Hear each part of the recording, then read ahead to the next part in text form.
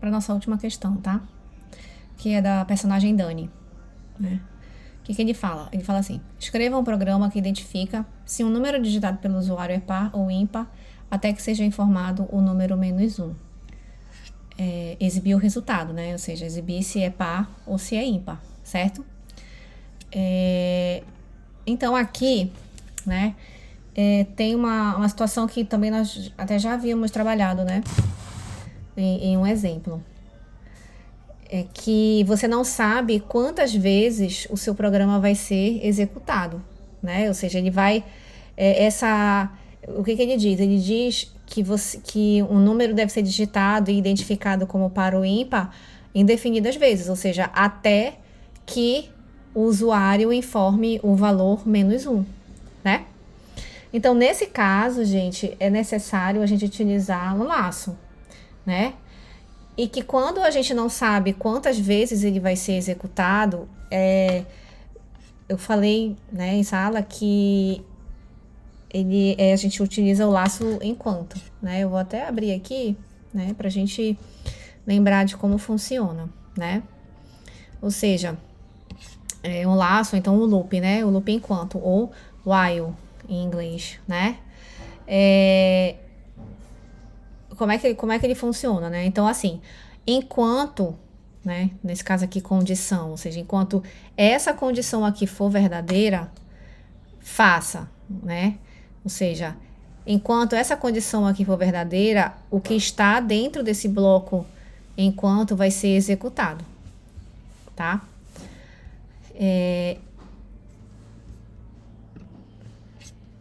Em termos de fluxograma, né?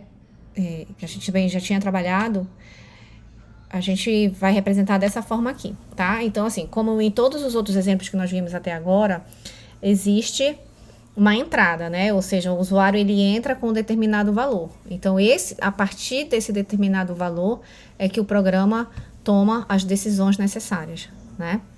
Então, o que ele vai ter que fazer? O programa ele vai ter que ler um número, certo?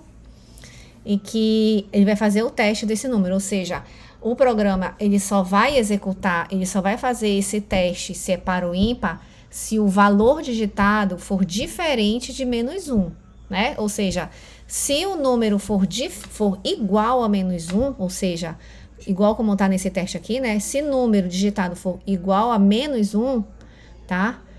Se isso aqui for verdadeiro, então o programa vai ser finalizado, tá?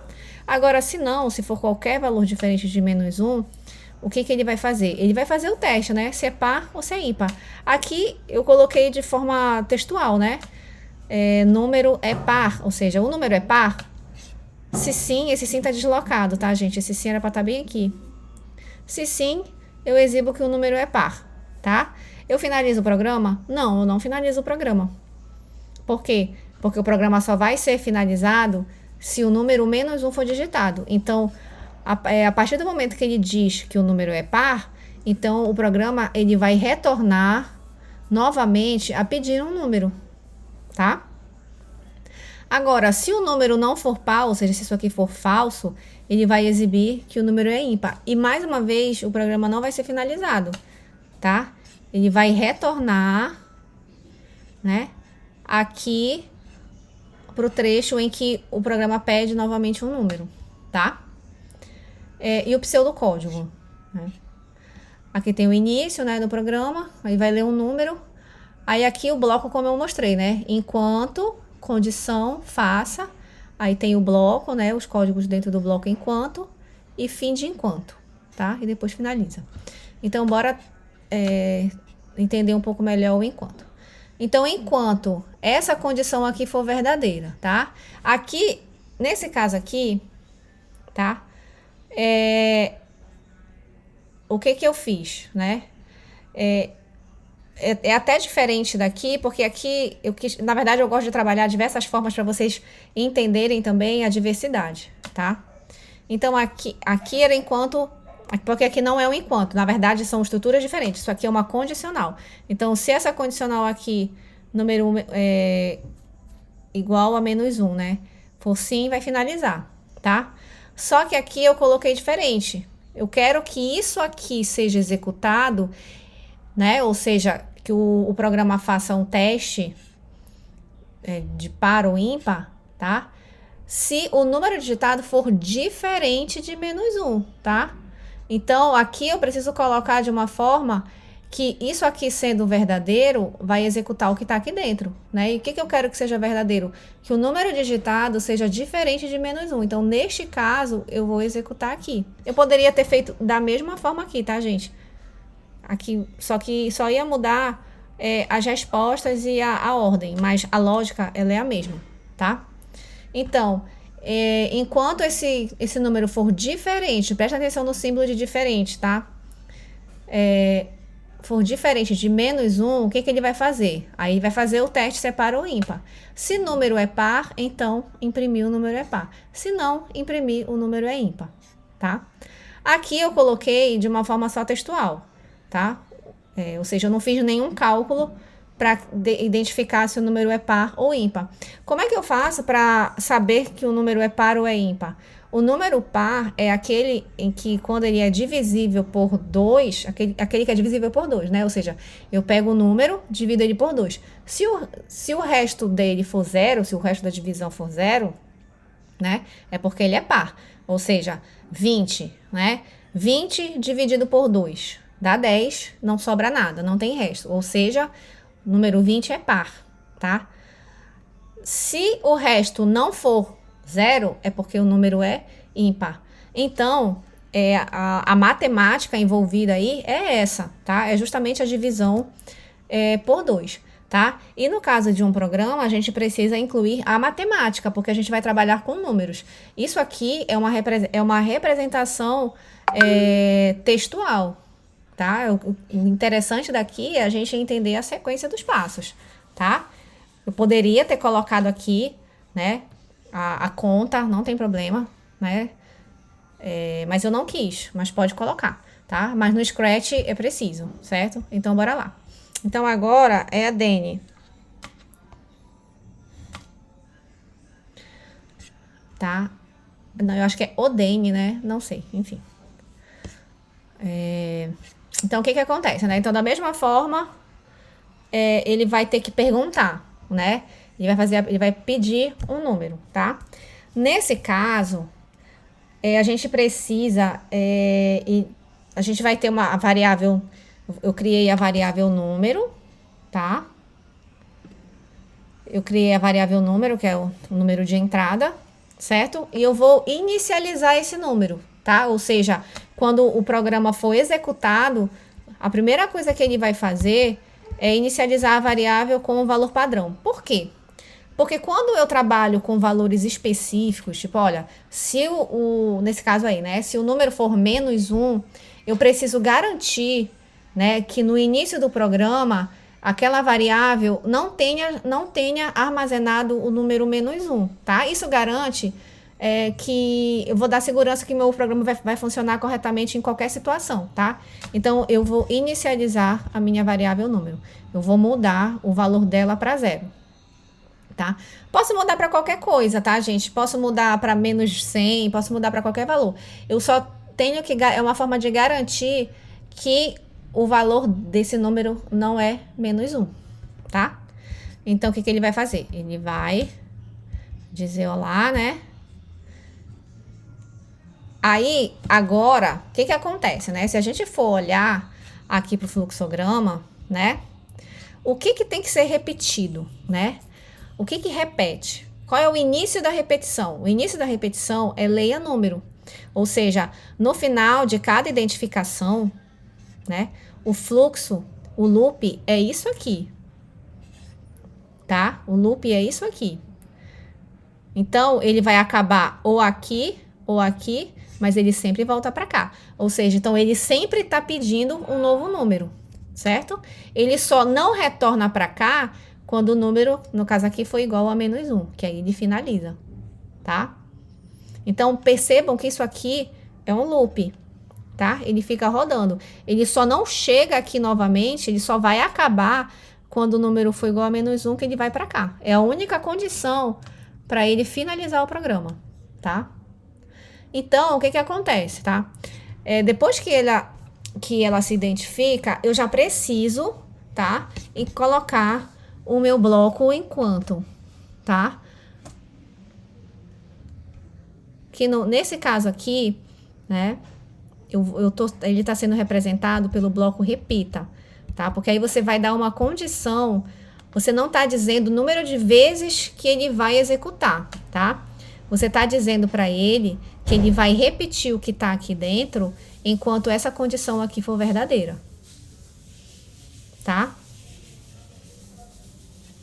Ou seja, ele tá dizendo assim, repita até que número seja igual a -1, tá? Então, quando isso aqui for verdade, ele vai parar. Aqui ele tá dizendo, na verdade, a condição de parada, ok? Aí dentro, o que ele faz? Vamos aqui focar no nosso fluxograma, né? Então, o primeiro passo do loop é ler o número. O segundo passo é fazer o teste desse número, se é -1 ou não. Se for diferente de -1, eu testo se ele é par. Se não for, se ele for igual a -1, né? Eu finalizo, tá? Então, vamos lá. Então, o que ele vai fazer? Ele vai perguntar, né? Diga se o número é... Diga um número e vou lhe dizer se ele é par ou ímpar. Se quiser sair do programa, digite -1, tá? Então, são as instruções. Aí, mais uma vez, esse tipo de bloco, ele retorna uma resposta, tá? Em que essa resposta eu vou armazenar em número, na variável número, tá? Então, eu vou mudar número para resposta, ok? Então, a partir desse valor de resposta, agora o que eu vou fazer? Primeiro, né, eu vou verificar se esse número é -1. Por quê?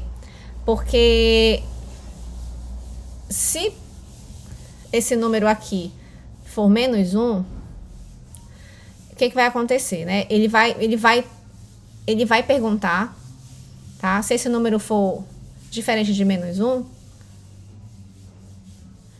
né? Ou seja, enquanto ele for diferente de -1, ele vai fazer a pergunta, tá? Se esse número for igual a -1, aí sim ele vai parar o programa, tá?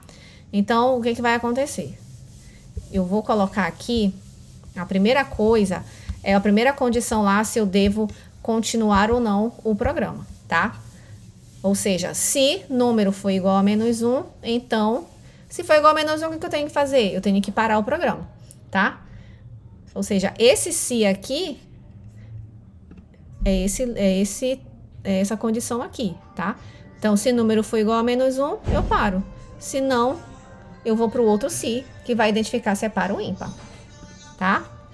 Então, se número for igual a -1, o que ele vai fazer? Ele vai dizer, ele é educado, ele vai dizer até a próxima, tá? E tem um bloco chamado pare, tá? Esse pare, ele vai parar tudo que está sendo executado, tá? Então, eu coloco pare todos. Esse pare todos, ele tá aqui, ó, em controle, tá? Eu mandei parar tudo, mas eu posso colocar para ele parar só esse script aqui do Dani, tá? Ou qualquer outro script desse ator, certo? Eu coloquei logo para parar tudo, certo?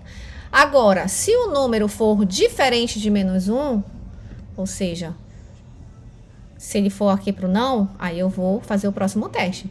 Se o número é par ou ímpar, tá? Agora, como é que ele faz na matemática, né? A questão da divisão, se é par ou se é ímpar, né?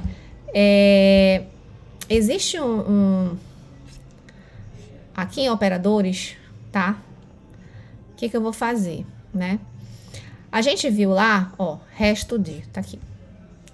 Tem esse operador aqui, que ele faz justamente aquela divisão lá que eu falei para vocês, né? Ou seja, para saber se 20 é par, eu divido 20 por 2, se o resto for 0 é par, senão é diferente, tá? Então, aqui ele faz o seguinte, ele verifica justamente o valor do resto da divisão, né? Se é 0 ou...